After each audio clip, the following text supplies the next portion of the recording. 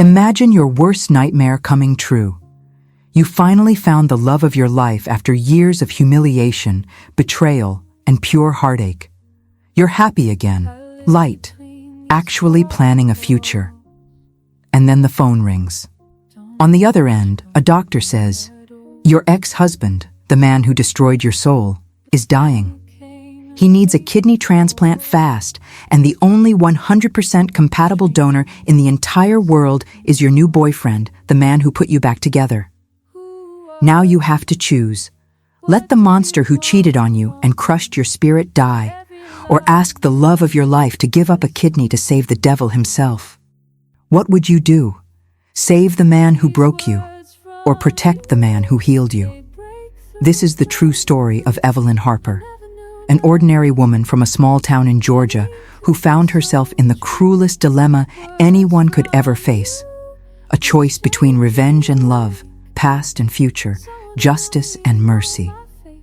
If you've ever been betrayed, ever had to forgive the unforgivable, or ever had to choose between two people you love, this story is going to hit you hard. So go ahead and hit that like button right now to help spread this story, subscribe, and turn on notifications so you don't miss the shocking ending, and drop a comment telling me what city or state you're watching from. I want to know how far this story is traveling. Ready? Grab a tissue and hold on tight, because what you're about to hear is going to make you question everything you think you know about love, forgiveness, and justice. Let's dive in. Evelyn Harper never thought she'd hear his name again with that kind of urgency. It was a gray fall afternoon in Savannah, Georgia, the sky heavy as lead, when her phone rang. She was in the kitchen of her little rented house in Thunderbolt, a quiet riverside village, sliding chocolate chip cookies into the oven for the neighbor kids. The sweet smell filled the air when the screen lit up. Memorial Hospital. Mrs. Harper, this is Dr. Ramirez. We need you to come in right away. It's about your ex-husband, Richard Caldwell. Evelyn's stomach dropped. 5 years without hearing that cold, fancy Atlanta hospital voice. 5 years without hearing the name Richard, without pain shooting through her chest. She turned off the oven with shaking hands and answered, flat and cold. He hasn't been my husband in a long time. What happened? His kidney failure progressed fast. He slipped into a coma yesterday. He needs a transplant within 10 days or... The doctor paused. Or there's no hope. Evelyn closed her eyes. Richard Caldwell, 54 years old, owner of Caldwell Enterprises, the man who once filled her life with mansions, diamonds, and public humiliation. The same man who traded her for a 25-year-old model in front of the entire Atlanta elite. The same man who paid her a fortune in the divorce just to make her disappear. Why are you calling me, doctor? He has a mother, sisters, rich cousins. Because we ran a nationwide donor search, and only one person came back as a perfect match, 100%. And that person, the doctor took a deep breath, is listed as your secondary emergency contact. His name is Lucas Bennett. The world stopped spinning. Lucas. The man she met 2 years ago at a farmer's market on Tybee Island. The man who fixed boats for a living, lived in a little wooden house on the water, laughed loud, and made her feel whole again. The man who, just 3 months ago, got down on one knee in the sand and proposed with a silver ring he forged himself. Lucas was the only person on earth who could save Richard. Evelyn dropped the phone. The screen cracked, but she didn't even notice.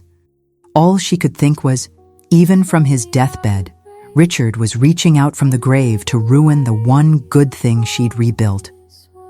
Right then, the doorbell rang. It was Lucas, grinning ear to ear, holding wildflowers he'd picked on the walk over. Hey, darling. Finished with the boat early today. Thought I'd take you to watch the sunset off the pier? He stopped dead when he saw her face.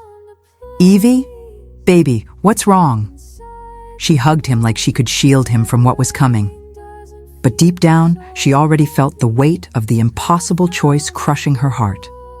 That night, Evelyn didn't sleep a wink.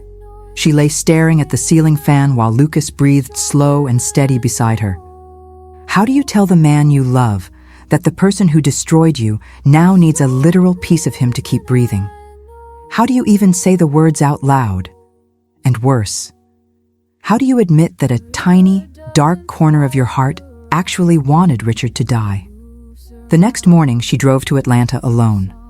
She needed to see it with her own eyes, needed to know if there was even a shred of humanity left in the man who once swore he'd love her forever. When she reached the private hospital, those shiny hallways that smelled like money and fear mixed with money, her ex-mother-in-law, the ice-cold Mrs. Margaret Caldwell, was standing guard outside the room, pearls gleaming, face carved from stone. "You took your sweet time," Margaret snapped without a hello. "He's unconscious, but the doctors say you're the only one who can convince the donor." Evelyn almost laughed. "Convince him? Margaret, you really think I'm going to ask my boyfriend to give a kidney to the man who cheated on me in front of the whole city?" Margaret's eyes flashed pure hate. "You still holding a grudge after everything my son gave you? Houses, cars, status? You were just a public school teacher before him." "I was happy before him," Evelyn fired back, voice low and steady. "And he stole that from me." Margaret stepped closer. "If Richard dies, you think your conscience will be clean? He's still the father of your 2 children, Evelyn." Children. The word hit like a brick. Because it was true. She and Richard had adult twins, Emily, 28, and Ethan, 26, who barely spoke to their father after everything he'd done. But blood is blood. Just then, the door cracked open and a nurse stepped out, eyes red from crying. "Mrs. Caldwell." He woke up for a few minutes, only said one thing. Margaret and Evelyn locked eyes. He asked to see Evelyn, only her. Evelyn's knees went weak. 5 years without looking at his face. 5 years trying to forget those blue eyes that once made her believe in fairy tales. She took a shaky breath, pushed the door open, and walked in. Richard was there, thin as a ghost, hooked to machines that beeped and hissed. But the eyes, those eyes were the same. When he saw her, a single tear slid down his cheek. "Evie, I know I don't deserve it, but I have to tell you something before I go." And that's when he dropped the first bomb. "Lucas, he's not who you think he is." Evelyn froze. "What's that supposed to mean?"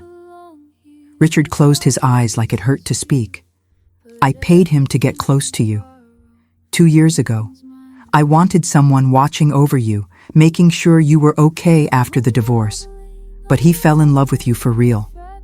And now he's the only one who can save me." Evelyn's heart stopped cold. Do you think Lucas truly fell in love with her? Or was it all just a cruel plan that got out of hand?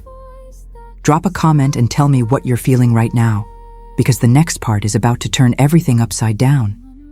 Evelyn stumbled out of Richard's room like she'd been punched in the soul.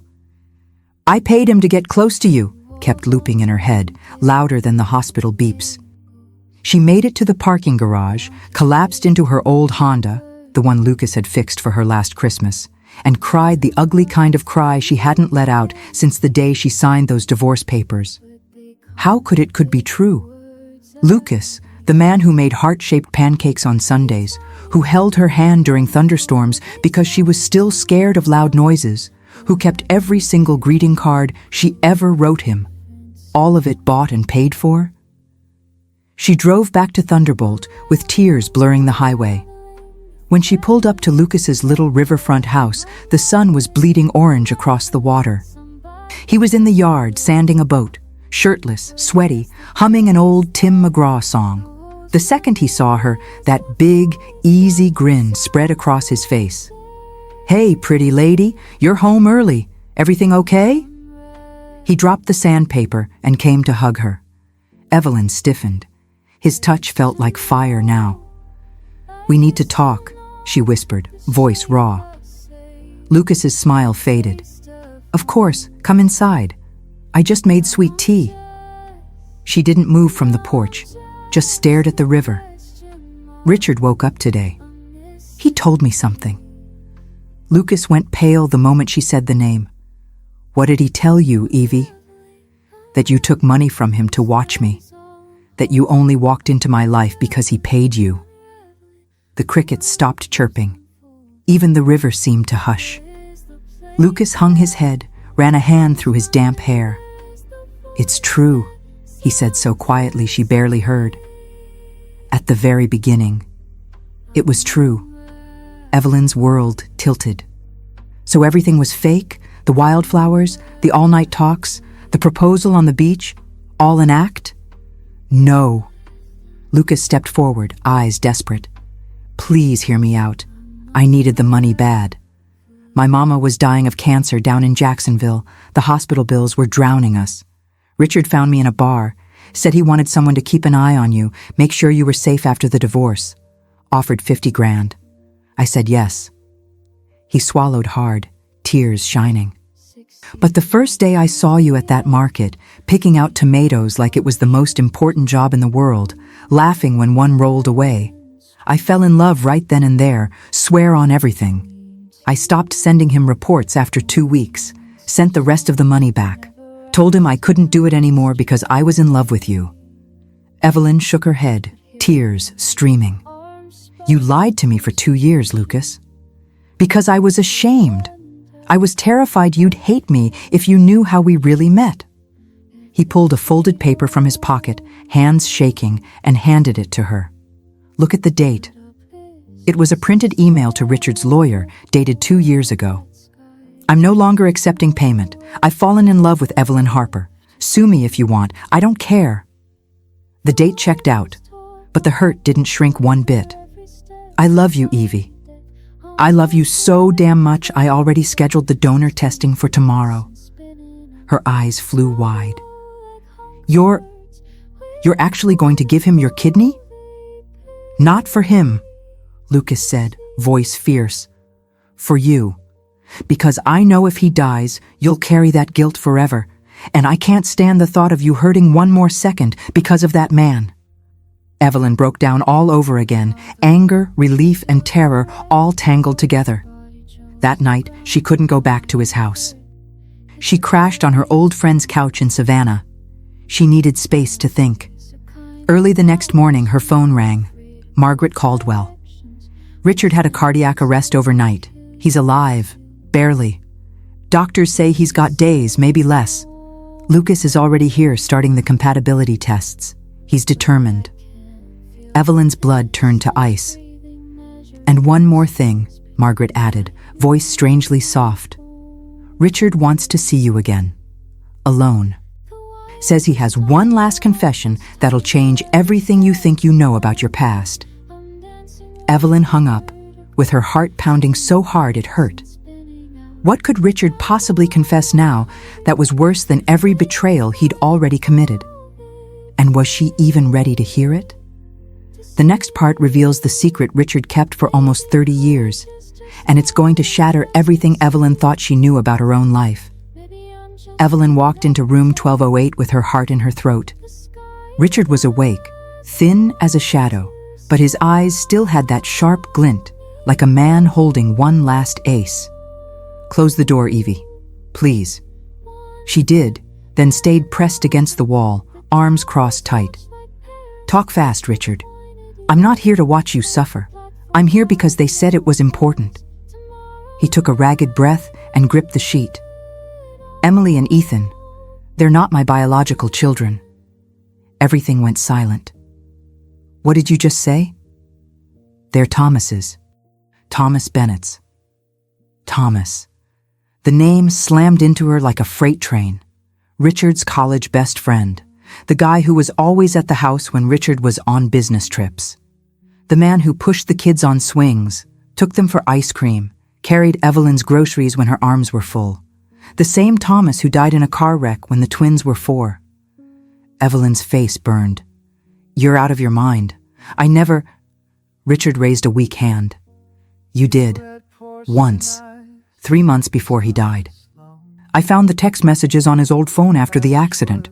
And when Emily needed that blood transfusion at 7, my AB negative didn't match. I did secret DNA tests. Both kids, they're his." The memories crashed over her like a wave. Hilton Head Island, 1999. Richard in Tokyo. Closing a deal. Thomas showed up to check on her in the house. Too much wine, too much loneliness. One night, one reckless, guilty night. She buried it so deep, she almost convinced herself it never happened. When she found out she was pregnant with twins 2 months later, the dates lined up with times Richard had been home. She never questioned it. "You've known for 20 years and never told me?" Her voice cracked. "I loved y'all too much to lose you. Thomas made me swear, right before he died, that if anything ever happened to him, I'd take care of you and any kids. I promised. I raised his children like my own, gave y'all the world. But every time I looked at them, the jealousy ate me alive. That's why I cheated, over and over, to feel like a man again." Evelyn was ghost white, hands shaking. "And Lucas?" Richard swallowed hard. Lucas is Thomas's oldest son, from a girl in Jacksonville before Thomas dated in his early 20s down in Jacksonville. The mother never told him he had a kid. I only found out 3 years ago when Lucas needed family medical history for insurance. That's why I paid him to get close to you. Not just to watch you. I wanted him near his siblings. Near the only real family he never knew he had. Evelyn covered her mouth to keep from screaming. So Lucas was the half-brother of her own children, and she was in love with her children's half-brother. "There's one more thing," Richard rasped, voice fading. "The doctors told me last night, 40% chance the donor dies from reverse rejection. Lucas could die on the table, Evelyn." She staggered back. "You knew that and still let him start the tests?" "I didn't want to die." The door flew open with a bang. Lucas stood there in a hospital gown, face drained of color, eyes wild. He'd heard every word. "So, you're my father?" he asked Richard, voice breaking. Richard could only cry. Lucas turned to Evelyn, tears streaming. "And you? You knew about the affair with my dad?" She shook her head violently, sobbing. Lucas let out a broken, bitter laugh. "I came here ready to give a kidney to the man who ruined the woman I love. And I find out he raised my brother and sister, and that I might die doing it." He turned and ran. Evelyn screamed his name, but the elevator doors were already closing. When she spun back around, the monitors were screaming. Richard was in full cardiac arrest. Doctors rushed in. Evelyn stood frozen in the doorway, watching the man who'd lied to her for decades fight one last time. And for the first time in her life, she felt absolutely nothing for him. Evelyn tore down the hallway after Lucas, but he was already gone. She punched the elevator button 100 times. A nurse grabbed her arm. "Ma'am, he took the stairwell, said he needed air." She flew down 12 flights, shoes slapping concrete, lungs burning. When she burst into the parking garage, Lucas's old Ford was already kicking up dust on the way out. She called, voicemail, texted, nothing. She drove back to the room on autopilot. The crash cart was still there. Doctors were pumping Richard's chest, shouting, "Clear!" Then the long, flat beep. At 2:47 p.m., Richard Caldwell was pronounced dead. Margaret collapsed in the hallway, wailing like the world had ended. Evelyn just stared at the white sheet over his body. No relief, no guilt, just empty. She left the hospital without a word to anyone and drove straight to Tybee Island, the exact spot where she and Lucas had fallen in love. She kicked off her shoes and walked into the cold Atlantic until the water soaked her jeans. That's when her phone buzzed. Unknown number. "If you want to see Lucas alive, come alone to the old Wilmington Island pier. Right now, no cops." Her heart stopped. She went. The pier was rotting and deserted, just gulls and creaking wood. A hooded figure waited at the very end. When Evelyn got close, he lowered the hood. It was Ethan, her baby boy. 26 years old, scruffy beard, eyes bloodshot and terrified, holding a small pistol that shook in his hand. "Ethan? Oh my God." "I'm sorry, Mom," he choked out. "I didn't want it to go this far." Evelyn froze. "Baby, put the gun down. Talk to me." Ethan was crying hard now. "I knew everything. The DNA, Thomas, the reverse rejection. I overheard Grandma talking to the doctor, and I couldn't take it anymore." He sucked in a shaky breath. "I owe millions, Mom. Atlantic City casinos. Dad found out I was drowning and offered me a deal, convinced Lucas to donate the kidney and he'd wipe the debt clean. Called it family justice. I said yes. Then I found out Lucas could die on the table and I panicked." Evelyn took one careful step forward. "Sweetheart, give me the gun. We'll fix this together." "There's no fixing it. Dad's dead, the money's gone, and the guys I owe are coming for me and for Lucas. They think he's sitting on some secret inheritance." "Where is he, Ethan?" Ethan jerked his head toward a rusted warehouse behind the pier. "I brought him here to keep him safe, but he fought me. Hit his head. He's unconscious." Evelyn ran. Inside the dark warehouse, Lucas was zip-tied to a metal chair, face bloody, out cold. Evelyn dropped to her knees, tears falling as she cut the ties with a piece of broken glass. "Lucas, baby, wake up, please." His eyes fluttered open. When he saw her, he tried to smile through the blood. "Sorry, darling. Didn't want you to see any of this." Headlights suddenly flooded the warehouse. 2 black SUVs screeched to a stop.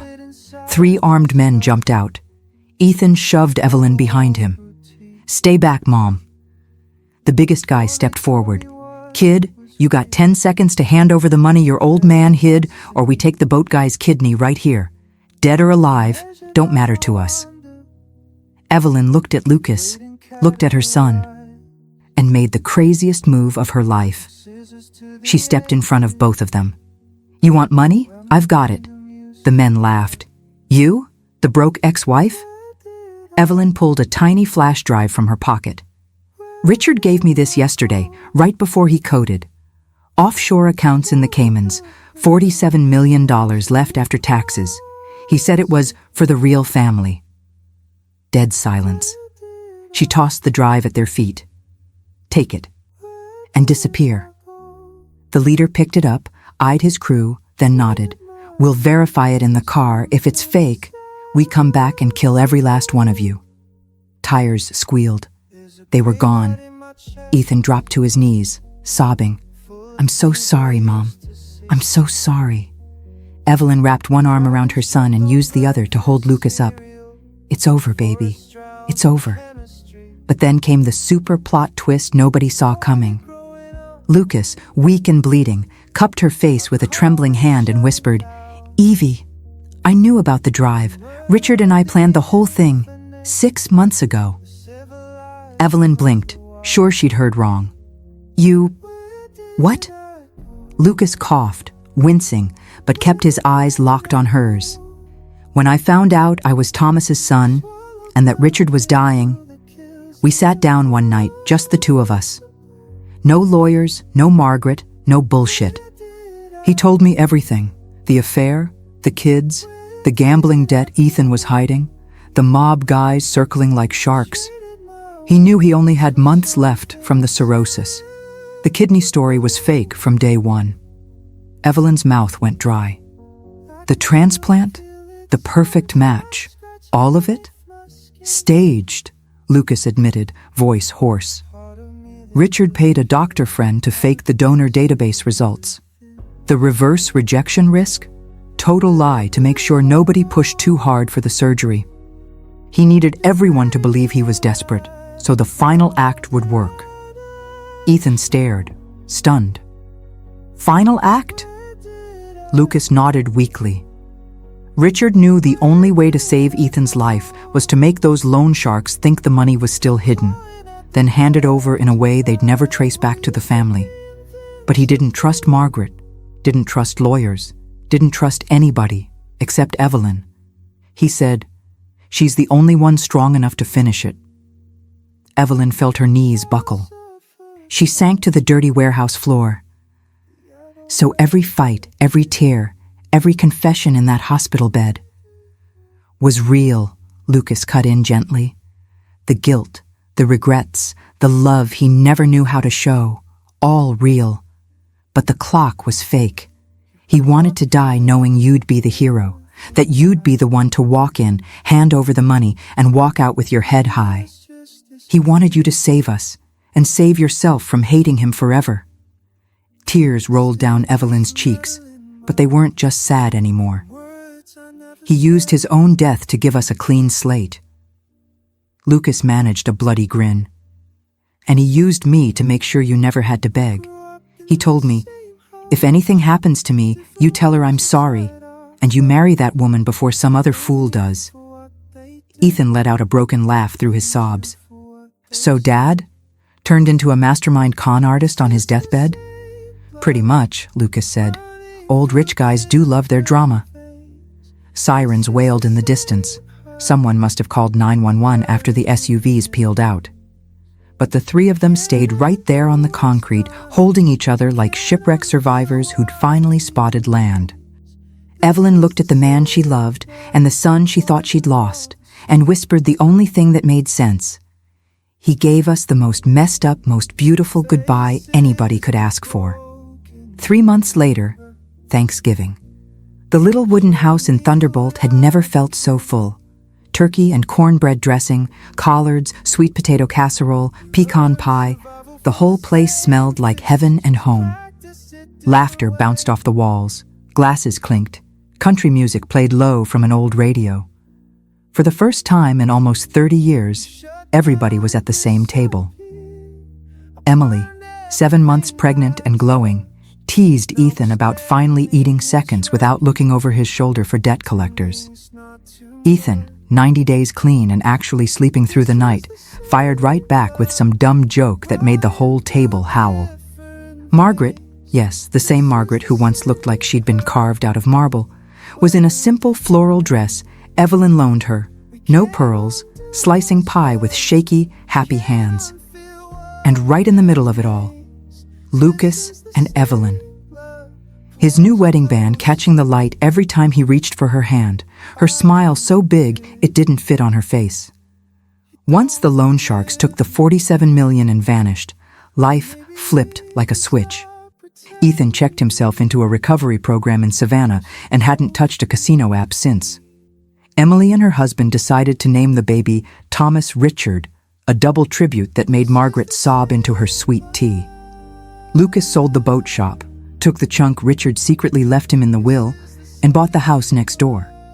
They knocked down the fence so the yards ran together. Now there was one big stretch of grass, a hammock, a fire pit, and plenty of room for the grandbabies already on the way. After dishes were done and Margaret had gone to bed in the guest room, Evelyn and Lucas slipped out to the back porch. The river sparkled under a full Georgia moon. "You ever think," Evelyn said, nestled against his chest, "that we almost lost everything because of one lie stacked on another?" Lucas kissed the top of her head. "And that the biggest lie turned into the greatest truth we ever got?" They stood quiet for a minute, just listening to the water. "I forgave him," she whispered. "Not for his sake, for mine, so I could finally sleep without that knot in my chest." Lucas squeezed her hand. He forgave himself too at the end. "Giving us this? That was his way of making it right." The screen door creaked. Ethan stepped out holding a small wooden box. "Found this in Grandma's attic today. Had your name on it, Mom." Evelyn opened it.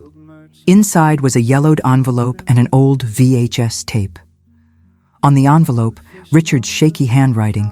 "For after I'm gone, sorry for the theatrics, old rich guys can't help it." They all cracked up through tears, dug out an ancient VCR from the closet, and hit play. The screen flickered. There was Richard, healthier, sitting in the mansion library, looking straight into the camera. "If you're watching this, I'm toast. Hope somebody poured me a good bourbon first. 3 things I never had the guts to say while I was breathing. 1. Evelyn Harper, you were the best mistake I ever made and the finest woman I never deserved. Thank you for putting up with me. 2. Emily and Ethan, You are the greatest gifts I ever got, blood or no blood. You were mine in every way that counted. 3. Lucas Bennett, son of my best friend, almost my own boy. Take care of them. Be the man I never managed to be. Oh, and one last thing. I never needed the damn kidney. Just wanted to give y'all a little push to find each other for real. Sorry for the drama. Rich old fools love a good show. Now go live. And for God's sake, be happy as hell. That's an order. The screen went black. There wasn't a dry eye in the house. Evelyn stood up, raised her glass of sweet cider, no alcohol tonight out of respect for Emily's pregnancy and Ethan's new life, and looked around the room at every face she loved most in the world. To Richard, she said, voice steady but thick with emotion. The man who messed up big, lied bigger, but in the end, did the one thing he never managed while he was alive. He brought us all back together. Everyone lifted their glasses. To Richard, they echoed. Even Margaret, eyes shining, joined in. Lucas leaned close and whispered against Evelyn's ear. And to you, Evie, the woman who chose love even when hate would have been so much easier. She turned, kissed him slow and soft, tasting salt from happy tears, and answered just loud enough for him to hear. Sometimes the greatest love isn't forgiving the one who hurt us. It's choosing to build a future with the ones who stayed to heal us. Outside, the Georgia sky was full of stars, the river singing its old, quiet song. Inside, a family, scarred, patched together, messy, and finally whole, laughed and cried and held on tight. Evelyn Harper closed the hardest chapter of her life, not with revenge, not with another death, but with life. Real, loud, imperfect, beautiful life. The kind only people who've lost everything truly know how to cherish. The end. If this story moved you, hit that like button, subscribe, turn on the little bell so you never miss another one, and drop a comment below. Which twist hit you the hardest? And what kind of story do you want next? Family secrets, forbidden love, crazy inheritance drama. I read every single comment. Thank you for staying until the last word. You guys are the absolute best. Big hug from Georgia, and I'll see you in the next story that's gonna make us cry all over again.